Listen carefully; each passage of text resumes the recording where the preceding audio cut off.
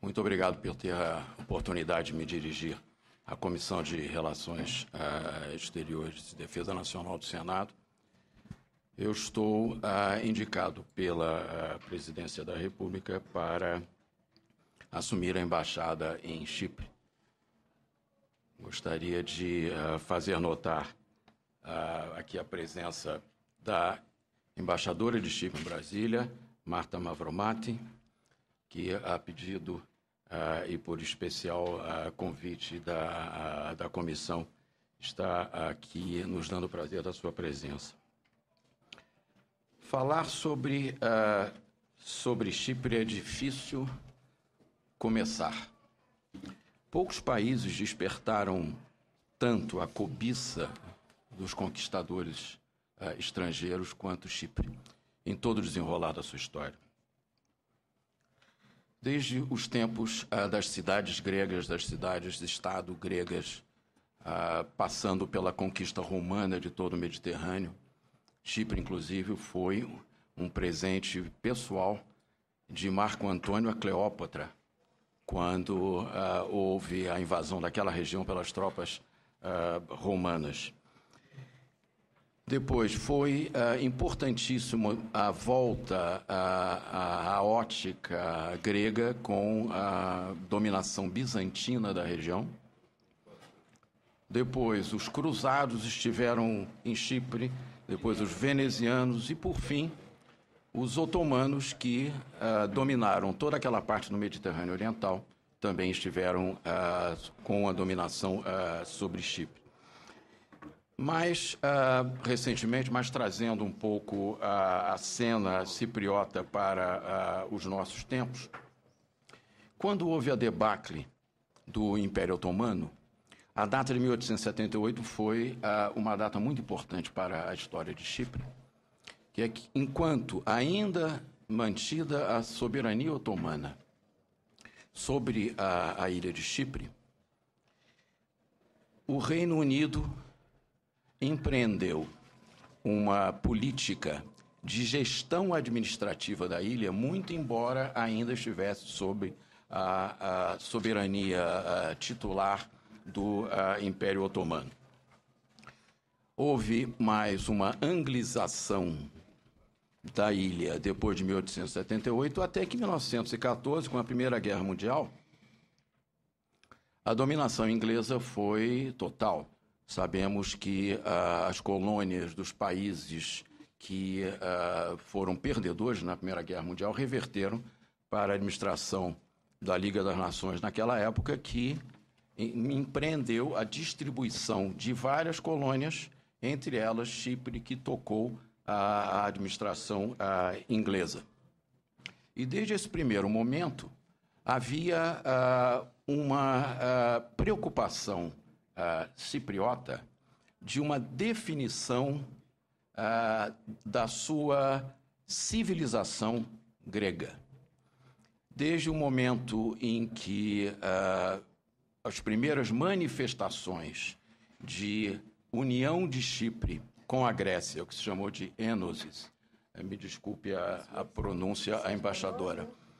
Desde que houve essa primeira manifestação de volta, digamos, ao grande guarda-chuva helênico que já tinha abrigado outras ex-colônias gregas e outras terras gregas, outras ilhas gregas, Creta teria sido um exemplo bastante específico do que poderia ter sido Chipre se tivesse sido patrocinada a sua volta à órbita grega.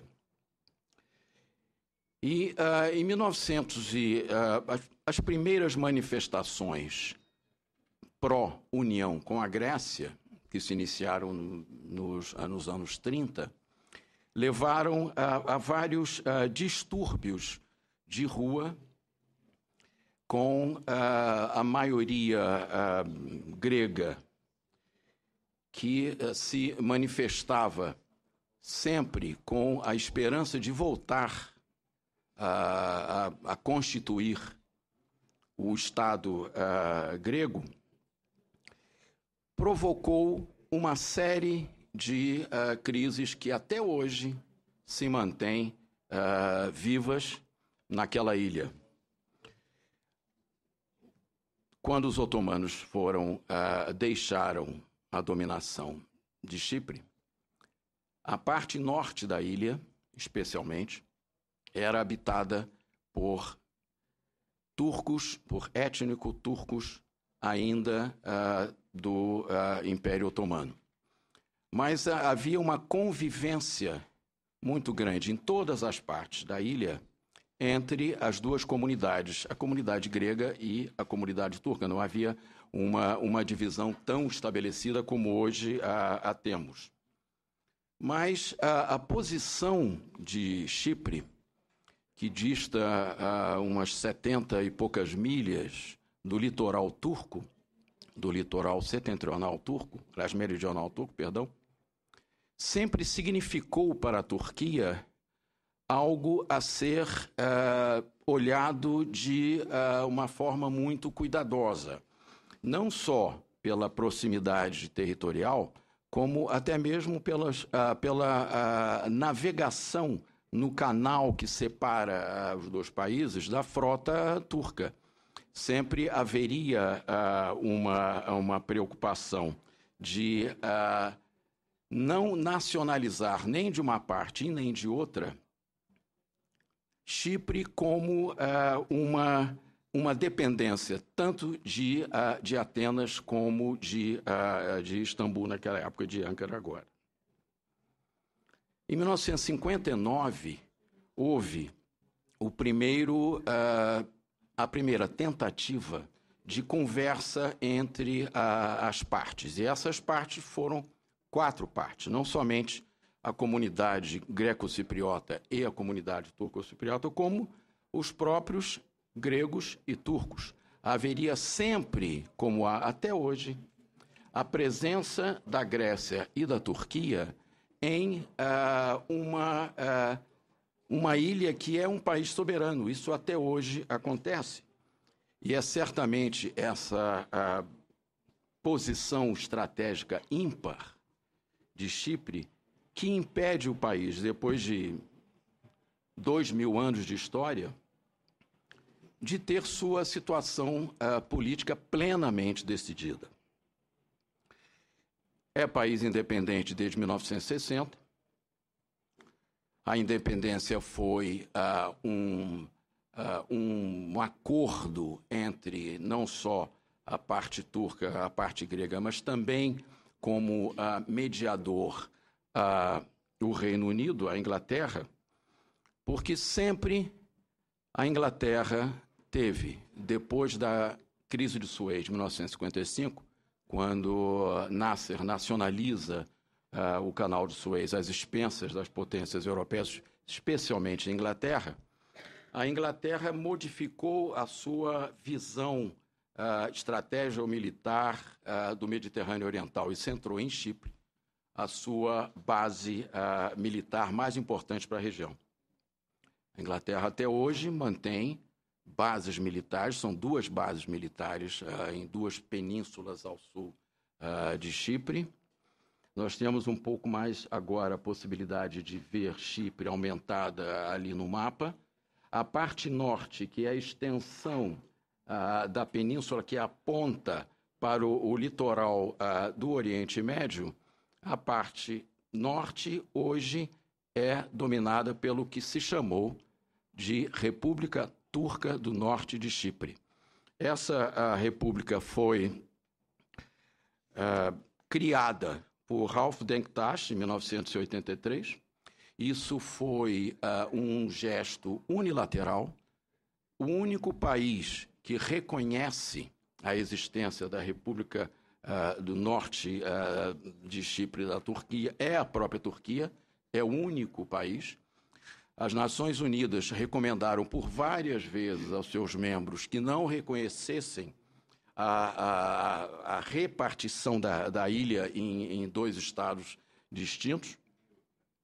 E hoje a posição das bases militares inglesas são ao sul, nas 2 penínsulas ao sul, e quando houve a parte mais difícil da Guerra Fria naquela região, a base de Akrotiri, que é uma das duas bases inglesas da região, chegou a receber um arsenal nuclear para possível utilização contra a então União Soviética, que estava testando mísseis na região da Ásia Central. A importância de Chipre hoje em dia é uma importância até mais dimensionada do que era, porque nós temos no Triângulo Norte, que se posiciona no Mediterrâneo Oriental, nós temos não só a Turquia e a Grécia como polos importantes da região, como nós temos hoje o Oriente Médio como um todo, e especialmente a situação da Síria. O litoral da Síria está a pouquíssimas milhas também de Chipre. Chipre está de frente para o Mediterrâneo Oriental, de frente para a Síria, Israel e Líbano. Só essa posição já lhe traz uma especificidade única no que toca à geopolítica da região do Mediterrâneo Oriental. E foi utilizada por várias vezes. Uma das vezes que me recordo que foi utilizado como refúgio foi quando da invasão do Hezbollah no Líbano, que 15 mil americanos se refugiaram em Chipre. O país acolheu 15 mil cidadãos norte-americanos que tiveram que deixar o Líbano e mantém com Israel, hoje em dia, uma relação política econômica de peso. É, portanto, uma posição única na região.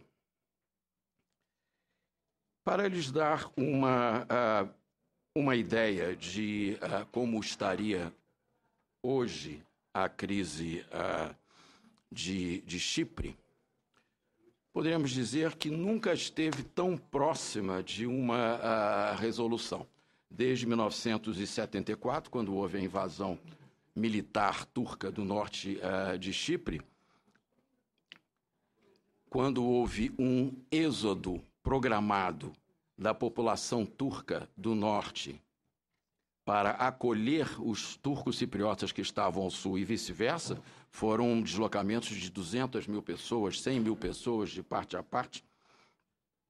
Houve sempre a tentativa de se chegar a uma solução, fosse ela bilateral, isto é, intra-turco-cipriota, greco-cipriota, ou multilateral sob os auspícios das Nações Unidas. Chipre entra para a União Europeia como um país todo, como um território unificado em 2004, logo após a derrocada do que se chamou Plano Annan. Kofi Annan era secretário-geral das Nações Unidas e patrocinou um plano de unificação das duas comunidades sob o mesmo território, fazer de Chipre o que Chipre sempre se propôs: ser um país único, com duas comunidades distintas, mas que não necessariamente teriam que ser antagônicas. O Plano Annan foi lançado em 2004, depois de passar por 5 versões. A primeira versão foi apresentada às partes em 2002. A ideia seria montar uma federação de 2 estados, calcada no modelo suíço da Confederação Helvética, o estabelecimento de um conselho presidencial, com escolhidos o presidente e vice-presidente por esse conselho, escolhidos o Senado de 48 membros em paridade, 24 a 24. Cada comunidade teria metade da presença no Senado. Na Câmara de Deputados já haveria uma proporcionalidade de 48 membros. Haveria uma Constituição Federal para o país inteiro e 2 constituições regionais em posição hierárquica menor, que iriam gerir o dia a dia das duas regiões. Haveria uma comissão de reconciliação, que examinaria o direito de retorno territorial. Haveria, de acordo com o Plano Annan, a permissão da permanência de tropas estrangeiras, especialmente turcas e gregas. Isso foi levado a um referendo em 2004. O resultado desse referendo foi um resultado talvez não tão esperado na época. Foi um resultado de rejeição por 76% dos gregos cipriotas e por aceitação de 65% da população turco-cipriota. Esse Plano Annan trazia uma série de circunstâncias que não puderam ser aceitas pela população greco-cipriota, mas a esperança das Nações Unidas ainda permanece. Foi designado um assessor especial do secretário-geral das Nações Unidas para acompanhar o processo, que é o senhor Alexander Downer. Ele foi ministro de Relações Exteriores da Austrália e é uma pessoa que conduz, hoje em dia, do ponto de vista das Nações Unidas, o processo de reconstituição de Chipre como Estado unitário.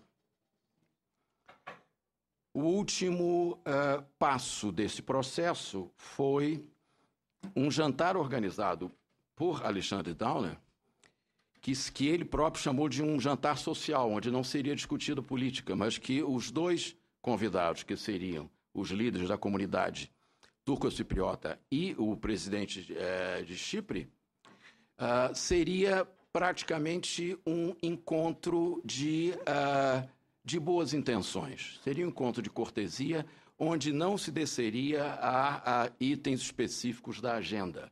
Seria simplesmente uma tentativa de criação de um banco de confiança entre os dois líderes. Saiu deste jantar a ideia de que se poderia iniciar um novo processo de negociações, que acabou não se dando, seria nesse mês corrente ainda de outubro, acabou não se dando. Mas o grande ponto em que estamos agora é que todos os discursos dos países envolvidos nessa questão, discursos na última Assembleia Geral das Nações Unidas, tanto do presidente de Chipre como do presidente turco e do presidente grego, todos estão apontando para uma tentativa nova, um renovar de soluções. A situação não é das soluções mais simples do mundo, é claro, mas creio que a corrida para o acesso turco à União Europeia pode pode ser um peão muito importante no tabuleiro de agora da tentativa de reconciliação entre as duas partes em Chipre. Sabemos que Chipre já é membro da União Europeia, membro da zona do euro, e eu posso encerrar dizendo que eu mal posso esperar para chegar lá, porque há muita coisa que fazer e eu gostaria de fazer com que o Brasil estivesse presente em todo esse processo. Obrigado.